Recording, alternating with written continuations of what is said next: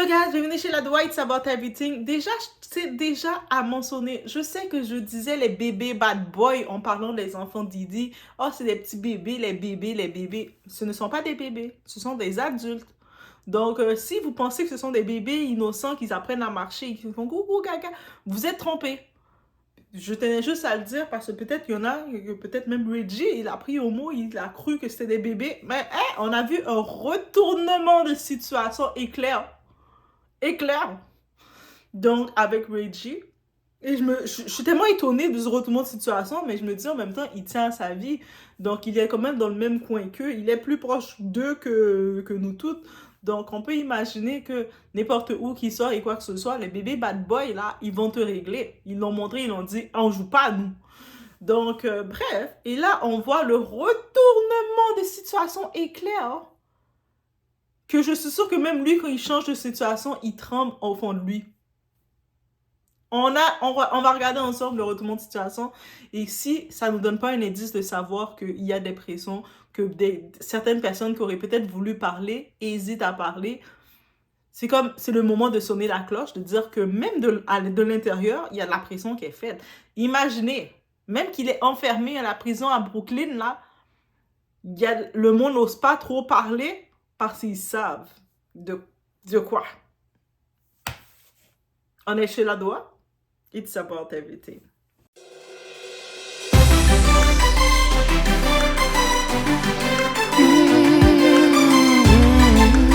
J'ai été à plein de soirées de Didi, je sais, et il n'y avait jamais rien de louche qui s'y passait. Tout ce bordel autour de Didi, c'est un complot. D'abord, t'es pas allé aux fêtes où t'as payé pour tous. Donc, en effet, on peut voir, il y avait un certain podcast ou une émission dans les shows en ligne. On voit Reggie. Qui est Reggie? On le connaît déjà. C'est le petit bébé, le petit frère de... je vais arrêter de les appeler bébés, là, parce qu'on... Mais c'est le petit frère de Brandy, celui qui a fait le son One Wish. Chanteur, acteur, animateur américain. Bref, oui, c'est lui. Et lui aussi, on sait qu'il y a le documentaire avec TMZ de Downfall of Didi, là, la chute de Didi qui est déjà en cours. Ça, c'est TMZ qui l'ont fait. Et dans les personnes qui parlaient, on a eu Tania, une des présumées victimes qui a parlé. En plus, j'en ai parlé sur ma chaîne. J'avais parlé d'elle avant et puis je vois qu'ils l'ont pris. TMZ! Bref, c'est une blague. Okay? Mais il y a Tania qui a parlé, qui, elle travaille dans le milieu justement. Elle a fait beaucoup d'entrevues. Quand on tape son nom sur YouTube, on la retrouve parce que moi, c'est comme ça que j'avais vu sur une des émissions. Et puis elle racontait vraiment les scènes qu'elle avait vues des petites personnes. Elle n'était pas sûre si c'était des petites personnes ou si c'était des enfants, mais c'est suspectement des enfants. Bref, elle avait quand même dévoilé beaucoup de choses et je pense qu'elle va témoigner aussi. Elle est là pour être pour témoigner. Mais elle a participé dans le documentaire. Au-delà de elle, on a vu aussi Reggie comme célébrité à visage découvert qui parlait, qui disait même qu'elle laissait entendre plein de choses. Il a dit que dans cette industrie-là, il y a des grosses têtes qui payent les gens pour se taire. Et puis, il y a plein de la loi du silence qui se fait, plein de trucs. Lui-même, comme célébrité, nous a exposé ça. Moi, est-ce qu'on le savait, nous? Non, on le savait pas. Reggie, c'est toi qui l'as dit. Et puis, je peux comprendre l'impression qu'il a eu derrière tout ça. Et puis, au début, il était vraiment en voie d'exposer. Donc, il a fait des commentaires, il a quand même laissé... Parce que aussi, il faut savoir que Reggie, c'est le vrai cousin de Snoop Dogg. Donc, ils sont vraiment reliés, là. C'est Snoop Dogg, Brandy, dans leur famille, ils sont reliés, famille de sang avec Snoop Dogg. Et c'est pas comme cousin, comme n'importe qui dit, bro, c'est mon cousin, c'est mon frère, c'est mon... Non, ils sont vraiment reliés. Ils sont Brandy, Snoop Dogg, Reggie, le petit frère, ils sont tous reliés ensemble. Donc, on peut imaginer comme étant le petit frère, il se retrouvait un petit peu partout, il a vu beaucoup de choses vraiment. Et puis au début, il avait vraiment l'intention de se dire, ah mais moi j'ai dénoncé, moi je suis dénoncé. Et on était comme, yes Reggie, toi tu peux dénoncer. On peut imaginer que tu as vu des choses. Mais là, on a pu le voir, je fais un petit retour, c'est le 30 octobre, on en avait parlé, où il y avait eu la confrontation avec les bébés bad boys. Je les appelle bébés bad boys parce que c'est les bébés bad boys, mais ils sont grands. Quincy a 35 ans, l'autre a 34, l'autre a 26. c'est pas des bébés, on s'entend. Donc, pensez pas qu'il n'y ait pas l'image de bébé. Bébé, coucou, coucou, coucou. Mais des fois, ils se comportent, on dirait, comme des bébés, parce qu'on dirait qu'ils réfléchissent pas tout le temps, mais ils réfléchissent. Les bébés réfléchissent, mais ils réfléchissent comme des bébés. C'est des bébés. Là, on a vu dans la fête d'Halloween, ils ont rencontré, ils ont croisé avec notre très cher Reggie. Il y a eu un petit, ils l'ont encerclé, il y a eu un petit entourement. Ils ont laissé savoir à Reggie qui est comme un peu leur babysitter, leur grand frère, parce que Reggie, comme il a 40 et quelques, là, c'est un petit peu leur grand frère, puis il les a connus comme des bébés qui arrivaient dans l'industrie, s'ils sont même dans l'industrie. Mais ils sont venus devant Reggie en mode avec leur masque encore, parce que c'est la fête d'Halloween. Ils sont venus en disant: Hé, hey, toi là, tu parles trop. Tu parles trop. On n'est pas content là. Nous là, faut pas jouer avec nous là. Tu penses qu'on est les bébés? On est peut-être les bébés bad boy là, mais nous on a du pouvoir, ok? Papa est en dedans là, et on a le pouvoir. C'est comme ça qu'ils l'ont dit à leur façon. Et puis à un moment, lui, Reggie, il pensait que c'était des bébés comme n'importe qui va penser qu'il les a vus grandir. Il était comme, quoi? Vous voulez vous battre avec moi? Vous là, les petits, que je vous ai changé les couches. Vous voulez vous battre avec moi? Il était prêt à dire, mais on va se battre? Et puis eux autres regardaient. Ah. Et puis il y a qui est venu arrêter tout ça? C'est notre très cher Chris Brown. Chris Brown qu'on dit qu'il s'énerve facilement et tout. Ah! Chris Brown est venu calmer le jeu. Il a fait, hey, on va faire de bataille là.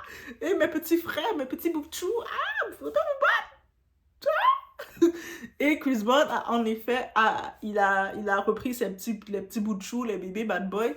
Et maintenant, je l'appelle boutchou. Oh my god, ça va de mieux en mieux. Entre bébé bad boy et boutchou, on choisit lequel qui les va le mieux.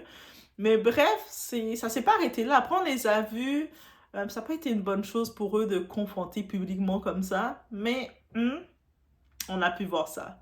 Et suite à cette mini-confrontation, on a pu voir un Reggie qui semblait vraiment très, pas apeuré, mais un peu sur les nerfs. Directement, on a vu Nicki Minaj. On sait qu'elle fait souvent ses lives sur Instagram. Si vous voulez aller le voir, et je vous ai donné son spot.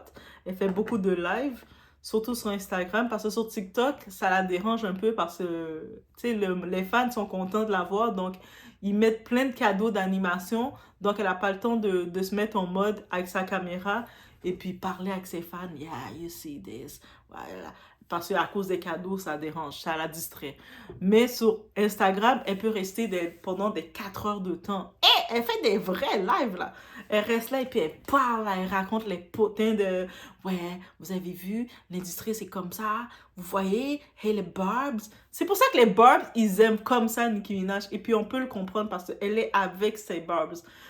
Je les comprends. Parce que quand tu rentres dans son univers, elle rentre avec toi et puis elle pénètre, là. Elle parle avec toi. Et puis, elle parle avec ses Barbs. Bref, donc, elle faisait un live comme elle a l'habitude de le faire. Et c'est souvent très tard, vers les 1h et quelques du matin. Donc, je vous donne encore le petit cue. Et il y avait quelqu'un qui insistait pour monter, qui faisait une demande pour monter. Cette personne-là, c'était Reggie. Parce qu'il y avait l'affaire, l'événement qui est arrivé. Je pense qu'il voulait parler. Il en a profité d'utiliser la plateforme de Nicki Minaj. On sait que Nicki Minaj, depuis un moment qu'elle dénonce beaucoup de personnes. Elle dénonce Roc Nation. Elle a dénoncé Jay-Z concernant qu'il a volé, arnaqué de l'argent. Elle a dénoncé beaucoup de choses, mais le monde, quand elle dénonce, et c'est peut-être, elle a ses barbes, sa communauté qui la défend, mais le reste du monde dit, elle fait juste se plaindre, elle est nanana, elle est jamais satisfaite, vous comprenez. Mais au moins, elle a sa communauté qui comprenne qu'est-ce qu'elle vit, parce qu'elle cache rien à sa communauté, elle a toutes les faits. Donc lui, Reggie, à ce qu'il est arrivé, il a eu besoin d'un renfort. Donc tout le long, quand il dénonçait, il n'a jamais supporté Nicki. Et là, tout d'un coup, quand il voit qu'il est un petit peu dans l'eau chaude, je ne sais pas derrière c'est qui d'autre qui l'a donné un petit peu des coups de pression, mais il est venu dans la plateforme de Nicki pour que Nicki, peut-être, et il s'attendait à ce que Nicki, qui a déjà eu des problèmes avec des gens, ou qui a déjà exposé des gens, puisse le défendre ou utiliser sa plateforme pour lui. Ça n'a pas eu cet effet. Nicki a dit, c'est ta bataille. Moi, quand je faisais mes revendications, mais personne, vous m'avez tout ignoré, là. Là, pourquoi je vais utiliser ma communauté pour toi, là? Ça, c'est entre toi et les bébés bad boy, là. Moi, je me mêle pas de vous, là. Et bref, il a essayé, on vient que mal de parler. Quelques temps plus tard, il laissait entendre dans d'autres médias que, tu sais, il a reçu quelques menaces, il se sent en danger, il se sent surveillé. Et puis c'est inquiétant. Et là, j'imagine que il s'est résigné à se dire, tu sais, je vais pas aller dans la vérité comme ça, mettre ma vie en jeu, là. Tu sais, j'ai quand même des enfants parce que oui, il a des jeunes enfants. Je pense qu'il a 2 ou 3 enfants, 3 jeunes enfants. Donc, il va pas mettre sa vie en danger pour être tout seul. En finale, personne va vraiment le croire parce que tout le monde a décidé d'être silencieux. Donc, il va pas être celui qui va parler. Et puis, on peut le comprendre. Et là, maintenant, oui, il vient maintenant en mode défenseur, là, en mode, il défend complètement Didi publiquement. Ça fait le retour de lui qui participe au documentaire, qui vient défendre Didi en disant, mais hmm, moi, moi là, j'ai été dans plusieurs événements et j'ai jamais rien vu de mal dans les événements. Mais le truc, il faut encore une fois réexpliquer. Ce ne sont pas les événements le problème, ce sont les after parties qui avaient de quoi. Et puis plusieurs personnes ont quand même laissé entendre qu'ils ont vu, il y avait quand même des mineurs dans les événements. Et les événements, c'est une fête. Donc, il n'y a rien de mal que dans une fête, tu retrouves des enfants. Mais c'est dans les after qui était le problème. Et là, maintenant, on se dit, c'est possible aussi, Reggie, que tu étais dans les événements, mais on t'a pas invité dans les after.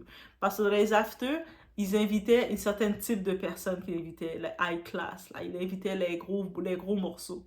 Peut-être toi, ils te considéraient comme le petit frère d'eux. Donc, c'est peut-être pour ça qu'il t'a pas invité aussi. Aussi simple que ça.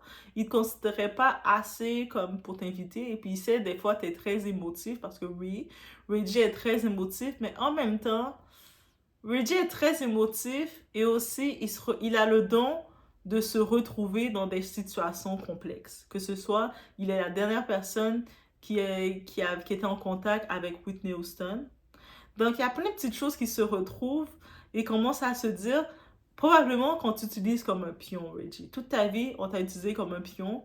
Tu avais l'occasion d'être toi-même et de te défendre et de défendre les gens, mais tu es retourné à ta position de pion et c'est correct. Mais encore une fois, le fait d'insister de venir dans la défense, c'est pas surprenant. Il y a une autre personne qui a fait la même chose, c'est le rappeur Meek Mill. Ouais, mec, lui, ce rappeur-là. Au début, il commençait à dire no Didi, non, moi je suis. Il essayait de se dissocier doucement de Didi. À un moment, sur les réseaux sociaux, il y a une personne qui a juste fait un petit smiley comme la main comme ça, là, qui fait de même, et qui dit oh, shake my head. Non, c'est shake my head qu'il a dit, ouais, shake my head, le shake my head avec les acronymes. S-H-D. Shake my head. S-H. Bref, il a fait une petite acronyme. Il a dit dans le commentaire et c'est sur le compte de Justin. Donc, je laisse entendre que c'est fort possible que oui, c'est Justin, mais on sait que dans la dernière demande de Didi, on l'avait accusé d'utiliser le compte de ses enfants. Est-ce que c'est peut-être possible à l'époque que c'était Didi ou pas? Mais le commentaire, c'est possible que ses enfants, ils surveillent les commentaires pour lui. Il n'a pas le temps, même s'il aurait le temps Didi d'aller regarder tout. Il n'a pas le temps de tout regarder, mais il a des yeux qui regardent pour lui. Les baby boys, là, ils font ça, là. Et puis, suite à ça, qu'est-ce qui est sorti de Meek Mill? Didi avait organiser un freak-off pour Meek Mill pour son anniversaire, justement. Et là, les vidéos, les photos de ce freak-off, de cette fête-là sont sorties. Et ça a incriminé complètement Meek Mill qu'il est complètement avec Didi, qu'il a assisté à des freak-offs. On l'a même organisé un, c'est-à-dire Didi, elle était proche de lui assez pour le faire. C'est-à-dire qu'il a des faits sur les gens et c'est comme ça que Didi a retenu beaucoup de gens avec lui. Il les faisait faire des choses aussi dark que lui et il les filmait et il disait mais là, si tu te fais plus ce que je veux, ben, je t'expose aux yeux du public, on va savoir que tu es aussi trash. Donc, c'est ça. Et là, qu'est-ce que Meek Mill a fait suite à ça? Il commence à parler. Quand on regarde, allez voir le Twitter, le réseau X de Meek Mill. Tout ce qu'il fait, il commence à parler de corruption, c'est un coup monté, c'est à cause que Didi est noir, on veut le faire tomber, c'est vrai un coup monté, c'est des coups montés. Allez le voir, c'est ça qu'il dit. Vous allez tout voir. Allez sur le réseau X, tapez McMahon, regardez sa page maintenant. Il parle de coups montés. Parce que Diddy est noir. C'est une histoire de blanc contre noir sur sa page. Et puis, qu'est-ce qu'il dit aussi maintenant? C'est quoi le discours de Reggie? Il revient soudainement avec le même discours.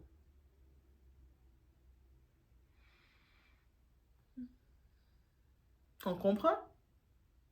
Donc là, maintenant, ils sont utilisés pour être des pions pour changer la donne, pour que ce soit maintenant une histoire de coup monté, parce que c'est un pauvre jeune homme noir qui est devenu riche, qui a fait son truc, et l'univers blanc veulent le faire tomber. Ça tombe aussi simple que ça, une histoire de race, alors que c'est même pas une histoire de couleur ou quoi que ce soit. Mais bref, c'était juste un petit retour pour laisser savoir que oui, en effet, imaginez maintenant des grandes célébrités ou quand même des célébrités ou des personnalités connues comme des Reggie, des Meek Mill, rappeurs, qui sont rendus, on les voit complètement, qui changent leurs choses, ils sont sous contrainte. Imaginez maintenant quelqu'un de petite plateforme qui est tout petit, qui se fait venir prendre et tout ça. Hum, hum, hum. Donc, on reste sur de savoir que le désir de faire des gens utiliser leur plateforme pour changer la vision, c'est pas pour rien qu'ils le font. Donc, ça fait une petite réflexion. Je laisse sur ce. On se voit aux prochaines vidéos.